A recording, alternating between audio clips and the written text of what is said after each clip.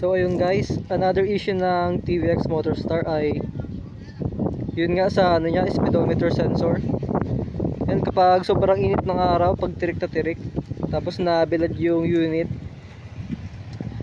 itong sensor niya, itong speedo niya, hindi na nagre-read, naka-zero na lang siya. Ano yan ha, hindi siya nagbi-blink ng ganyan sa video. Ano lang sa video lang siya nagbi-blink, sa personal ano siya, ano lang naman siya, steady kapag isa mata ng tao. Pero pag sa camera, ano, para siya nagbi-blink, pero goods naman siya.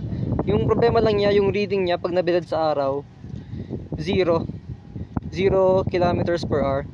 Tapos itong ano niya, dito sa odometer, hindi rin siya nagre-read, naka-stuck lang siya. Pero dito sa amin, yung odo niya ano, 96 kilometers.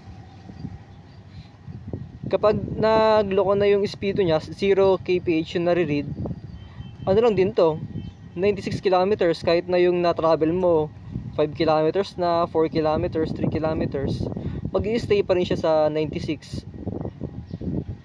Yun, ganun yung ano niya, issue niya sa speedometer. So i-try namin tong itanong sa kasa kung kaya na lang ayusin. And yun,